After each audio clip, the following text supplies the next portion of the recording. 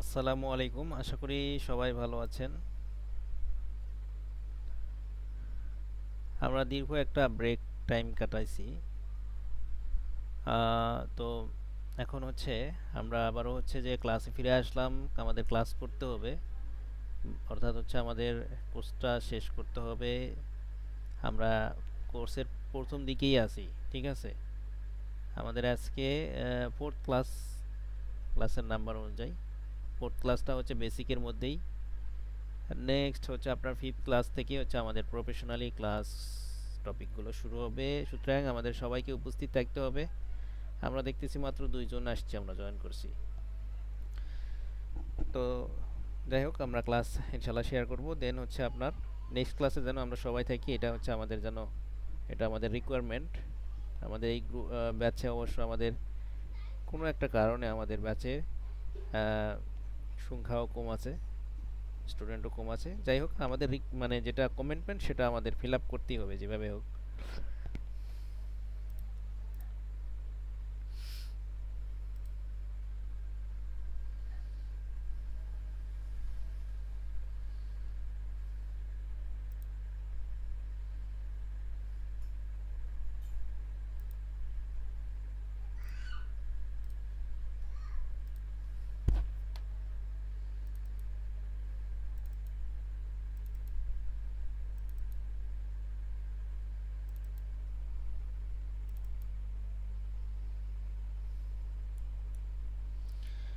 তো ফোর্থ ক্লাসে কি আছে? আমাদের কি কিছু ডিউ ছিল, যা মানে থার্ড ক্লাস থেকে? না, ডিউ ছিল না। সেকেন্ড ক্লাস থেকে কোনো ডিউ ছিল জানানো, শেয়ার করা? আচ্ছা, আমরা ফোর্থ যদি ডিউ থাকে সেটা আমরা ডিসকাস করব, কোনো সমস্যা নেই। নেক্সট ক্লাসের মধ্যে ডিসকাস করা যাবে। আমরা ফোর্থ ক্লাসটা আমরা দেখি এখন কি আছে। আর এই কমান্ড আছে, এরপর হচ্ছে বাকি যেগুলো আছে এগুলো সব দেখে দেখে আমরা করব। এখন এটার জন্য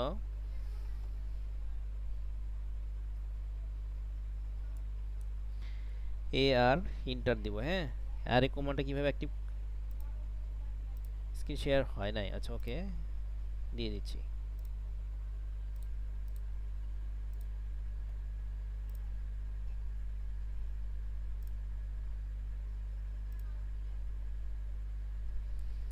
তো এই যে ফোর্থ ক্লাসের যে আমাদের এটা টপিকগুলো, অ্যারে কমান্ড, ঠিক আছে, খুবই গুরুত্বপূর্ণ এবং ইন্টারেস্টিং একটা কমান্ড।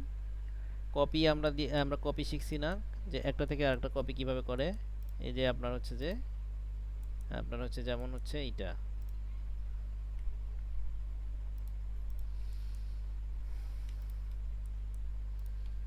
এটা জায়গায় কপি করলাম। হ্যাঁ, এখান থেকে নিয়ে কিন্তু কপি করছি, আমি আবারও কপি করতেছি, ঠিক আছে, আবারও কপি করতেছি এইভাবে। দেখেন এখানে একসাথে কয়টা, 5টা কপি করলাম না, 6টা। তারপরে এদিকে এভাবে কপি করলাম, ঠিক আছে। তারপর কি, এভাবে কিন্তু চাইলে আমি এটাকে সিলেক্ট করে আবারও কপি করতে পারি এইভাবে, কয়েকটা সারি, এভাবে কয়েকটা সারি এবং কলাম। বাট এটা কিন্তু একসাথে হয়ে যাবে কিভাবে? একসাথে কিন্তু এটা করা যাবে।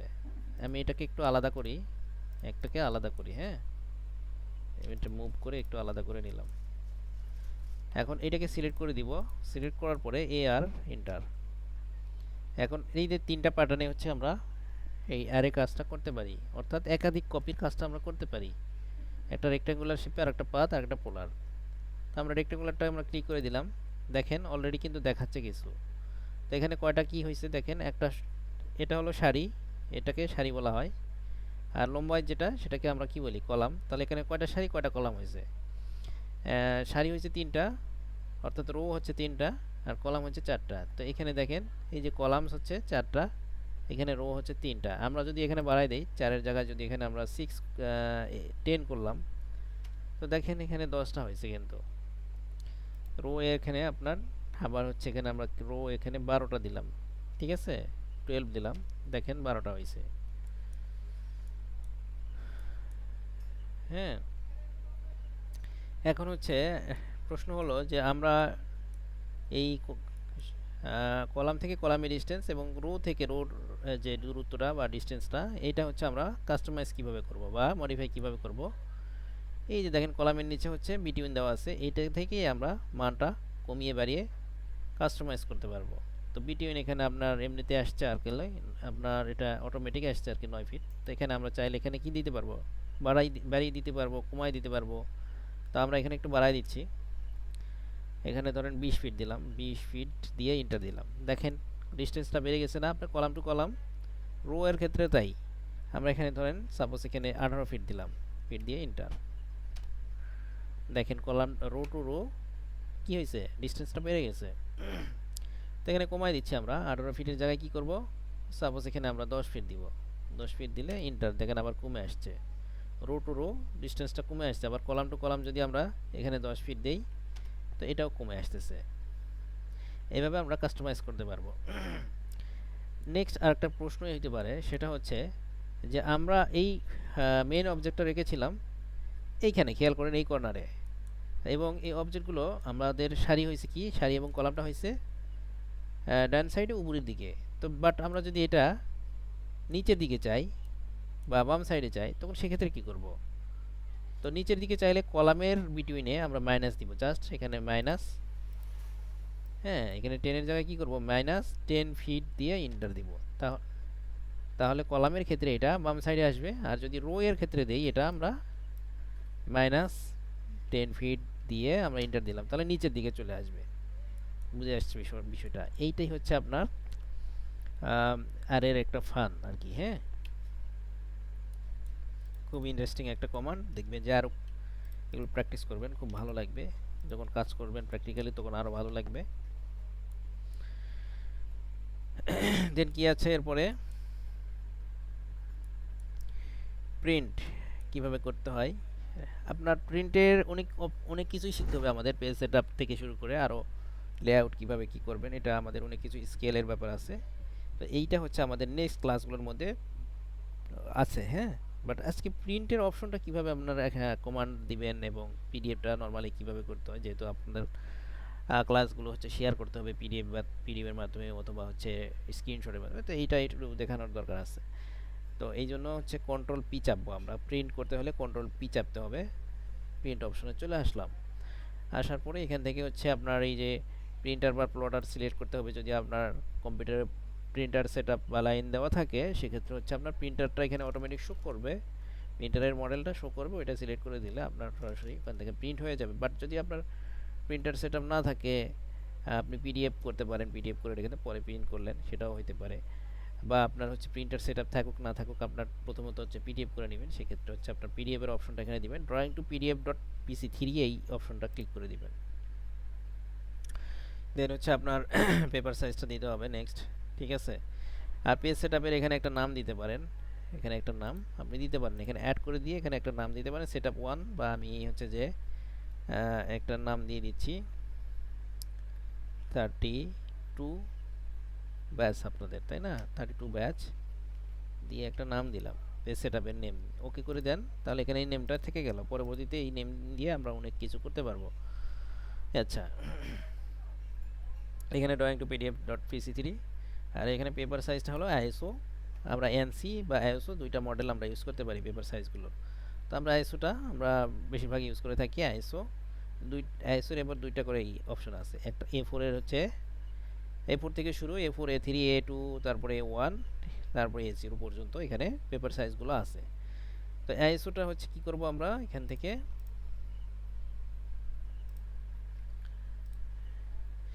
আইএসওর A4টা আমরা সিলেক্ট করি, যেহেতু A4 এ আমরা বেশি প্রিন্ট করে থাকি, A4টা আমরা বেশি ইউজ করে থাকি, ঠিক আছে।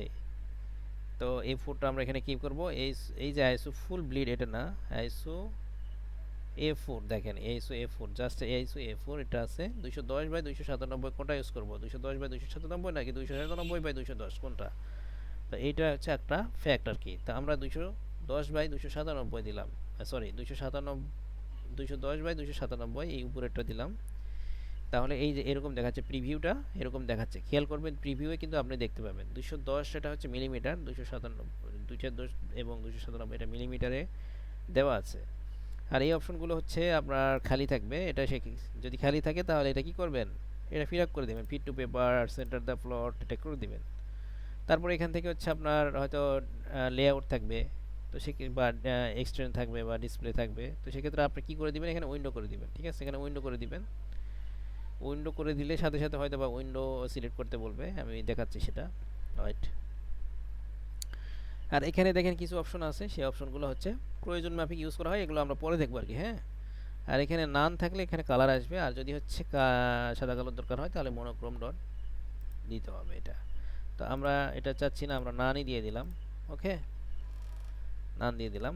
আর এখানে পোর্ট্রেট এবং ল্যান্ডস্কেপ দুটো অপশন আছে, এটা দুটার উপর আপনার পেপার ফিটিংয়ের একটা বিষয় আছে। তো পোর্ট্রেটই থাকলো আপাতত। আপনার অ্যাপ্লাই টু লেআউট এটা দিয়ে রাখলাম, ক্লিক করে রাখলাম, যাতে হচ্ছে যা করলাম সেটা যেন সেভ থাকে। এখন উইন্ডোতে আমরা সিলেক্ট করে দিই, এই যে উইন্ডো, যখন এখানে উইন্ডোতে সিলেক্ট করবেন তখন এখানে উইন্ডোটা অপশনটা আবার এখানে আসবে আর কি। উইন্ডোতে ক্লিক করে দিলাম, দেওয়ার পরে আমরা হচ্ছে এই প্ল্যানটা আমরা ইয়ে করবো, প্রিন্ট করবো, এটাকে আমরা সিলেক্ট করে ফেললাম উইন্ডো দিয়ে।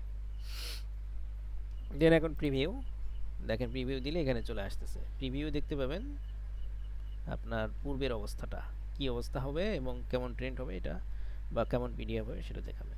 তাহলে এখানে আমরা ক্লিক করে দিব এখন। ঠিক আছে, আপনার বাম পাশে উপরের কর্নারের দিকে প্লট এখানে অপশন আছে, ক্লিক করে দিলাম। তা এখন নেম চাচ্ছে, হ্যাঁ পিডিএফ এর নাম কি হবে, আমি একটা নাম দিয়ে যেমন যেটা আমার পছন্দ, এখানে কোথায় ফাইলটা রাখবেন সেটা সিলেক্ট করে দিয়ে জাস্ট সেভে ক্লিক করলে হবে। আমার সেভ করার দরকার নেই, আমাদের আমরা ক্যান্সেল করে দিলাম।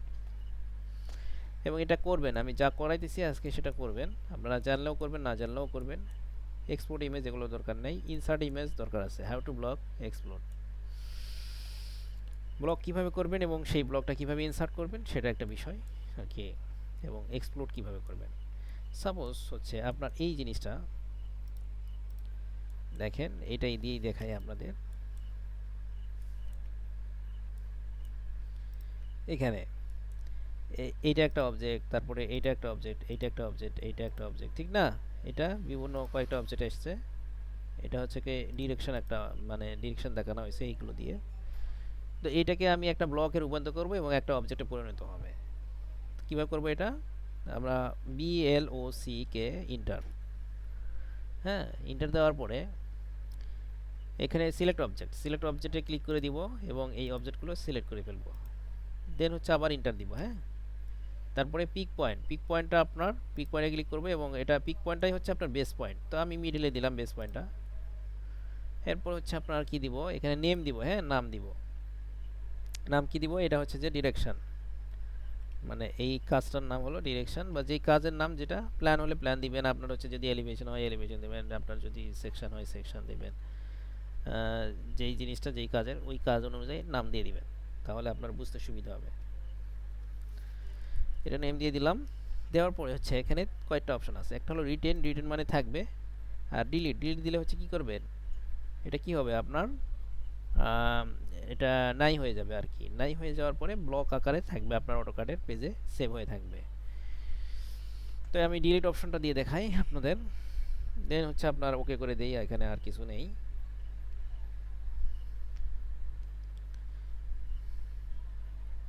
ওকে করে দিলাম, দেখেন চলে গেছে। তো এটাকে আবার কিভাবে নিয়ে আসবো, এই যে ইনসার্টে যাবেন এবং এখানে এই যে ইনসার্টের ফার্স্ট যে অপশনটা, ফার্স্ট ওয়ান, ইনসার্টের এখানে অ্যারোতে ক্লিক করে দিবেন। অ্যারোতে ক্লিক করার পরে রিসেন্ট ব্লক নামের যে অপশনটা আছে, রিসেন্ট ব্লক, ঠিক আছে, এটাতে ক্লিক করে দিবেন। এই যে ডিরেকশন নামের আমাদের ফার্স্টেই চলে আসছে এটা। এটাতে ক্লিক করার আগে আমাদের যে কাজটা করতে হবে, যদি এখানে স্কেল দেওয়ার দরকার হয় তাহলে স্কেল দিবেন, না যদি দেওয়ার দরকার না হয় তাহলে জাস্ট এখানে ওয়ান এমনিতেই থাকবে, অটোমেটিক থাকবে ডিফল্টভাবে।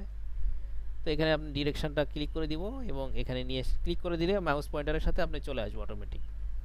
এখানে ক্লিক করে দিলাম, আবার ক্লিক করবেন, দেখবেন যে আরেকবার নিতে পারবেন, আবার ক্লিক করেন, দেখেন আবার নিতে পারবেন, এভাবে একাধিকবার নিতে পারবেন। ঠিক আছে, একাধিকবার নিতে পারবেন। আচ্ছা, আরেকটা শর্টকাট কি, Ctrl+Shift+V দিলেই, না Ctrl+Shift+V দিয়ে আসবে না, এটা হচ্ছে Ctrl+Shift+X দিয়ে যখন করব তখন Ctrl+Shift+V দিয়ে আসবে। তো এইভাবে হচ্ছে আমরা ব্লগ ইনসার্টটা করতে পারি। আচ্ছা, আরেকটা কি দেখাবো, হাউ টু এক্সপ্লোর। হ্যাঁ, ব্লগটা হচ্ছে যখন আমরা করব তখন এটা একটা অবজেক্ট পরিণত হলো, দেখেন খেয়াল করেন, একটা সিলেক্ট করতেছেন পুরোটাই অবজেক্ট হিসাবে, একটা অবজেক্ট হিসাবে সিলেক্ট হয়ে যাচ্ছে। তো এটা যদি হচ্ছে আপনার কি করতে হয়, কি করার প্রয়োজন হয়, যদি এডিট করার প্রয়োজন হয়, মডিফাই করার প্রয়োজন হয়, সেক্ষেত্রে হচ্ছে এটা এক্সপ্লোড করতে হবে। এটাকে সিলেক্ট করলাম, ব্লকের মধ্যেও এক্সপ্লোড করা যায়, তবে সেই অপশনে আমরা না যাই আমরা কী করবো, এক্সপ্লোড করে ফেললে এটাই সহজ হবে আর কি। বেশিরভাগই অতটা আসলে প্যারামিটার ইউজ আমাদের করতে হয় না। তো এটাকে সিলেক্ট করবো এবং এক্স লিখে এন্টার দিব। ঠিক আছে, তাহলে দেখবেন সবগুলো আগের মতো অবস্থায় চলে আসবে, আগের মতো অবস্থায় চলে আসবে।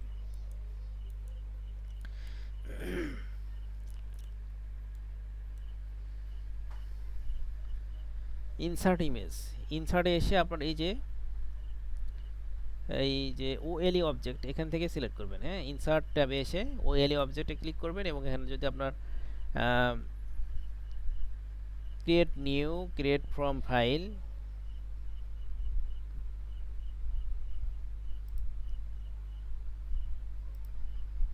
ওএলই অবজেক্টে এসে ক্রিয়েট ফ্রম ফাইলে যাবেন, তারপর হচ্ছে ব্রাউজ, হ্যাঁ ব্রাউজারে যাবেন।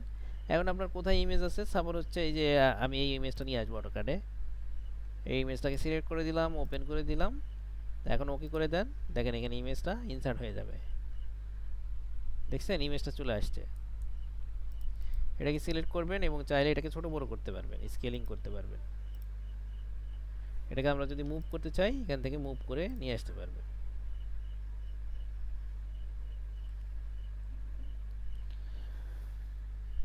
এইভাবে ইনসার্ট করতে পারবেন। দেন হচ্ছে আপনার এক্সপ্লোর তো দেখলাম, অটোকাডে ভার্সন কনভার্ট কিভাবে করবেন। আসলে ভার্সন কনভার্টটা হচ্ছে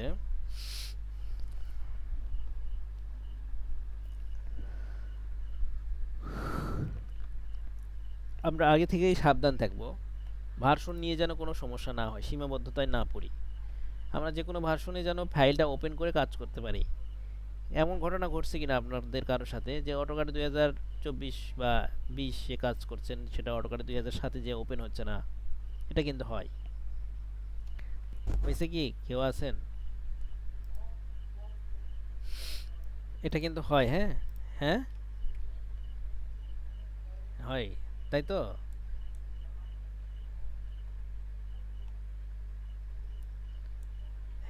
তাই না, এরকম হয়। তখন সেক্ষেত্রে কি করছেন, সলিউশনটা কি আসলে?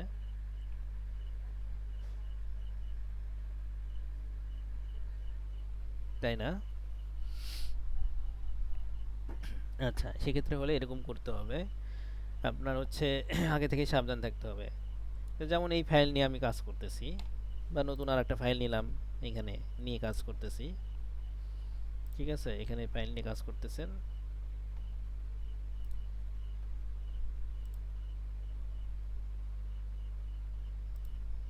আচ্ছা, এক্ষেত্রে আপনার ফাইল যখন সেভ করবেন, কোন সেভ অ্যাজ দিয়ে, এই সেভ অ্যাসে যখন যাবেন তখন এখান থেকে সিলেক্ট করা যায়। হ্যাঁ, এই ফাইল টাইপসটা সিলেক্ট করা যায় অটোকাড 2007 বা, হ্যাঁ সিলেক্ট করে আপনার হচ্ছে যখন সেভ করবেন নাম দিলেন, এখানে আপনার ফোল্ডারটা সিলেক্ট করবেন, তাই তো, এভাবেই তো সেভ করে।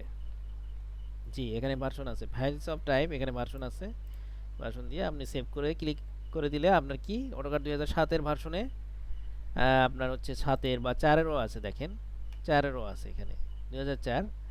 হ্যাঁ, এটাও আছে। তো এতে করে কি হবে, আপনার সুবিধাটা কি, এবং সেটা অবশ্যই ডট ড্রয়িং ব্র্যাকেটের মধ্যে থাকবে, ডট ডিডব্লিউজি থাকবে। হ্যাঁ, ডিএক্সএফ যেন আবার দিয়েন না, ডিএক্সএফ দিলে হবে না, ডি ডট ডিডব্লিউজি। এটা হচ্ছে আপনার একটা হলো ফাইলের ফরম্যাট আর কি বলা হয়, ডিডব্লিউজি। তো এটা যখন দিবেন তখন কি হবে, তখন অটোকাড 2007-এও ওপেন হবে, আবার অটোকাড 2025-এও অন হবে, অটোকাড 2020-এও অন হবে, অর্থাৎ 7-এর পর থেকে যা আছে সবই অন হবে। বাট যদি আপনার অটোকাড 2000, হ্যাঁ 7-এর পরে যা আছে সবই হয়ে যাবে, আর 7-এর আগেরগুলো আসলে দরকার হয় না। আপনি 2004-ও দিয়ে রাখতে পারেন, ডাজেন্ট ম্যাটার, 2004টাও আপনার 4 থেকে শুরু করে যা আছে এরপরে নেক্সটে সবই ওপেন হবে।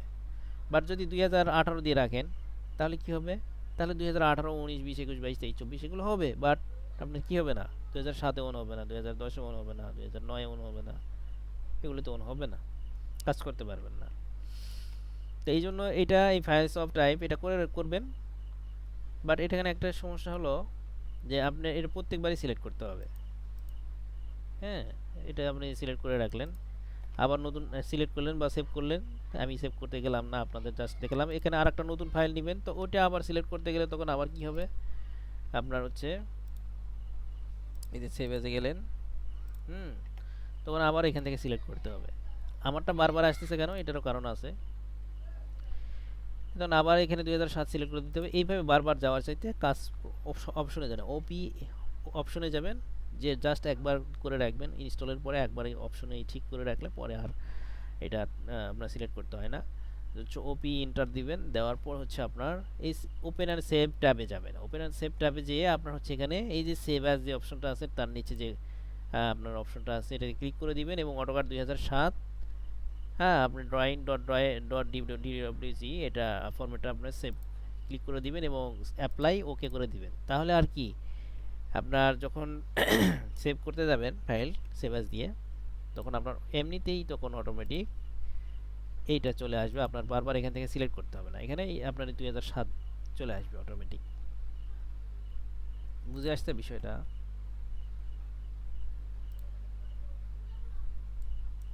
আচ্ছা, এরপরে হচ্ছে ওপেন অপশন ব্যাকগ্রাউন্ড চেঞ্জ। ব্যাকগ্রাউন্ডটা কীভাবে চেঞ্জ করবেন, এই যে যে ব্যাকগ্রাউন্ডের আমরা কালারটা দেখতেছি, না সাদা না কালো, হ্যাঁ, এই ব্যাকগ্রাউন্ড কালারটা চেঞ্জ করা যায়। Cross hair, quick box, clean screen এগুলো করা যায়, হ্যাঁ। তো এটা অপশন থেকে হয়, ওপি এন্টার। এই ডিসপ্লে থেকে আপনার দেখবেন এই যে উইন্ডো এলিমেন্টসের যে লাস্টে যে আপনার অপশনটা দেখতেছেন কালার্স, এই কালার্সে ক্লিক করে দিবেন। দেওয়ার পরে আমরা 138 কালার কোডটা ইউজ করতেছি। তো এখান থেকে আপনার ক্লিক করে দেওয়ার পরে সিলেক্ট কালার দিয়ে দিবেন। সিলেক্ট কালার দেওয়ার পরে হচ্ছে আপনার এখানে ইন্ডেক্স কালারে আসবেন। ইন্ডেক্স কালারে আসার পরে অথবা কালার ব্লকস অথবা ট্রু কালার এটাতেও যাইতে পারেন। ইন্ডেক্স কালারে আসলাম, আসার পরে এই যে ব্ল্যাক যদি দিই আমরা, ব্ল্যাক ওকে করে দিলাম, অ্যাপ্লাই অ্যান্ড ক্লোজ করে দেন, দেখেন ব্ল্যাক হয়ে গেছে ব্যাকগ্রাউন্ড, ঠিক আছে। তো এইটাকে আমরা চাইলে আবার হোয়াইটও করতে পারি, ঠিক আছে। সিলেক্ট কালারে দেন, দেন হচ্ছে আপনার এই যে হোয়াইটটা সিলেক্ট করে দেন, ওকে করে দেন, অ্যাপ্লাই অ্যান্ড ক্লোজ। বাট এই ব্ল্যাক, পুরোটাই ব্ল্যাক, মানে একদম নিট ব্ল্যাক এবং হচ্ছে পুরো হোয়াইট, এই দুটাই কিন্তু চোখের জন্য ক্ষতিকর। এই জন্য আমরা কি করি, এটা এটার জন্য কি করি আমরা, মাঝখানে হোয়াইট এবং ব্ল্যাকের মাঝখানে আমরা ইউজ করে থাকি। তাহলে কি করব আমরা, সিলেক্ট কালার, আমি 133 এই কোডটা ইউজ করে থাকি, আপনারা চাইলে এটা করতে পারেন। তাহলে কোডটা কীভাবে দিবেন, এই যে ট্রু কালারে আসবেন, এখান থেকে 133,133,133 দিয়ে ওকে করে দিবেন। তাহলে 133 কালার কোডটা সিলেক্ট হয়ে গেছে। অ্যাপ্লাই অ্যান্ড ক্লোজ দিয়ে ওকে করে দিবেন। আচ্ছা, এরপরে হচ্ছে ক্রস হেয়ারটা কীভাবে হয়, এটা অপশন থেকেই আসবে, ওপি এন্টার। এটা আপনার এই যে সিলেকশন থেকে ক্রস হেয়ার না, ক্রস হেয়ার সেম না, ডিসপ্লে, এই যে ডিসপ্লের মধ্যেই আছে ক্রস হেয়ার, ঠিক আছে। ক্রস হেয়ার সাইজটা এই যে দেখেন এখানে 5 আছে না, এখানে 100 করে দিতে পারবেন আপনি, 10, 60, 70, 40 এগুলো দিতে পারবেন আর কি, হ্যাঁ। তো এটা কী জিনিস এটা জানেন তো আপনারা, ক্রস হেয়ার 100 করে দিলাম, অ্যাপ্লাই ওকে করে দেন। দেখেন এই যে ক্রস হেয়ার, মাউসের পয়েন্টার নড়ালে কী হচ্ছে, ক্রস হেয়ারটা আমরা দেখতে পাচ্ছি। এটা পুরো আপনার উইন্ডো জুড়ে হয়ে গেছে, বাট এই উইন্ডো জুড়ে তো আমরা চাচ্ছি না, আমাদের হচ্ছে একটা ফেস স্পেসিফিক। সহজ কোনটা, সহজ হচ্ছে আপনার 5 সাইজে, আমরা যেটা ইউজ করি নর্মালি দেখতেছেন আপনি। আর এটা অনেকে ইউজ করে থাকে যারা অভ্যস্ত হয়ে গেছে, এটাও অনেকে ইউজ করতে পারে। এটা ইউজ করলে হচ্ছে কিছু কিছু সুবিধাও পাওয়া যায়। তবে সবচেয়ে সহজ যেটা সেটা হচ্ছে 5 সাইজের, ওপি এন্টার দিলাম। দেওয়ার পরে হচ্ছে আপনার এখানে 5 লিখে এন্টার দিব, ঠিক আছে, হয়ে গেল। তারপর হচ্ছে আবার হচ্ছে ক্রসহেয়ারের পর গিয়ে আছে পিক বক্স, ক্লিন স্ক্রিন। আচ্ছা, ওপি এন্টার, এই দেখেন সিলেকশন, এখানে পিক বক্স সাইজটা আছে। পিক বক্স সাইজটা আমাদের কেন ইউজ করতে হয়, এখানে পিক বক্স সাইজটা যদি আমি ছোটো করে দিয়ে দেখি একটু, হ্যাঁ, তারপরে ওকে অ্যাপ্লাই ওকে করে দেন।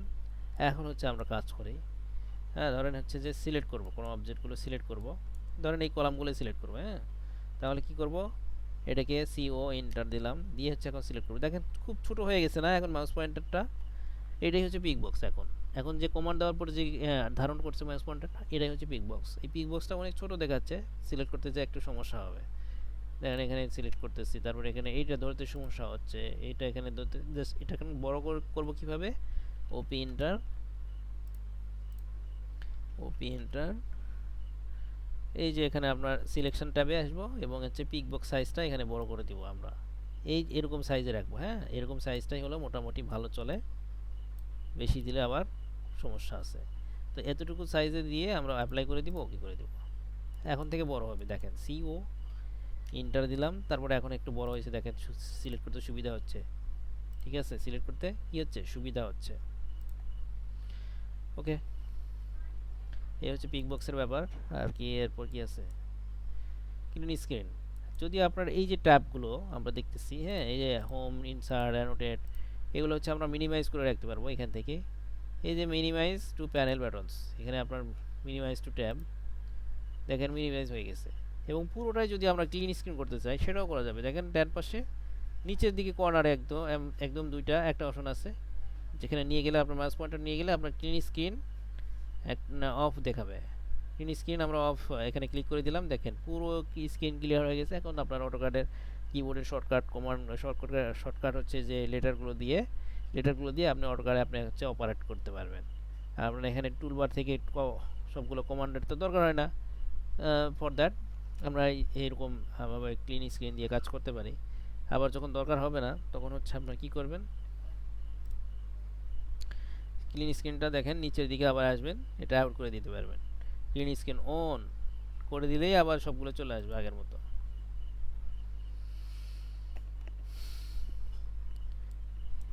এরপরে অপশন ব্যাকগ্রাউন্ড, এটা দেখাইছি আপনাদের। পার্স কি জিনিস, এটা হলো লেয়ারের জন্য, PURGE, পার্স লিখে এন্টার দিবেন। দেখেন কয়েকটা অপশন এখানে আছে। পার্সটা হলো যখন কোনো ফাইল ভারী হয়ে যায় তার পিছনে কিছু কারণ থাকে।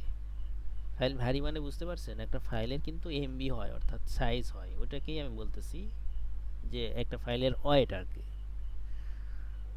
তো যখন আপনার অ্যাটোক্যাডের ফাইলটা 3, 4, 5 MB হয়ে যাবে, তার এই বেশি হয়ে যাবে যখন, তখন ওই ফাইলটা হচ্ছে আপনার অপারেট করতে খুব সমস্যা হবে। যদি র্যাম কম থাকে, 16 GB 32 GB থাকলে খুব বেশি সমস্যা হয় না, কিন্তু তার কম যদি থাকে 16 GB নিচে, তখন কিন্তু আপনার ওই ফাইলটা ভারী হয়ে যায়, তখন ওটাকে অপারেট করতে খুব সমস্যা হয়। এই ক্ষেত্রে হচ্ছে যে কিছু জিনিস অপ্রয়োজনীয় থাকে, সেই অপ্রয়োজনীয় জিনিসগুলো হচ্ছে আপনি চাইলে ডিলিট করে দিতে পারেন। তো সেইটা কিভাবে করবেন, সেটাই হচ্ছে পার্জ, PURGE ইন্টার দিয়ে এখানে অল আইটেমস সিলেক্ট করে দিবেন। হয়তো বা এরকম ফাঁকা থাকবে, অল আইটেমে সিলেক্ট করে দেওয়ার পরে পার্জ অল করে দিবেন। পার্জ অল চেকড আইটেমস, ঠিক আছে, পার্জ অল চেকড আইটেমসে ক্লিক করে দিবেন। তো অটোমেটিক পার্জ হয়ে যাবে, যেগুলো হচ্ছে আপনার অপ্রয়োজনীয় লেয়ার্স, অপ্রয়োজনীয় ব্লকস, অপ্রয়োজনীয় ডাইমেনশন স্টাইল, অপ্রয়োজনীয় গ্রুপস, অপ্রয়োজনীয় হচ্ছে লাইন টাইপ, অপ্রয়োজনীয় ম্যাটেরিয়ালস, এগুলো সব কি হবে, চলে যাবে, দরকার হবে না। যেগুলো প্রয়োজনীয় সেগুলো থাকবে। তো ওকে দেওয়ার পরে, ওকে করে দেওয়ার পরে ক্লোজ, ব্যাস। এই পর্যন্ত হচ্ছে আমাদের 14 ক্লাস। নেক্সট ক্লাস থেকে আমরা হচ্ছে প্রফেশনাল। হ্যাভ এনি কোশ্চেন, যদি আপনাদের প্রশ্ন থাকে ইনশাল্লাহ শেয়ার করেন।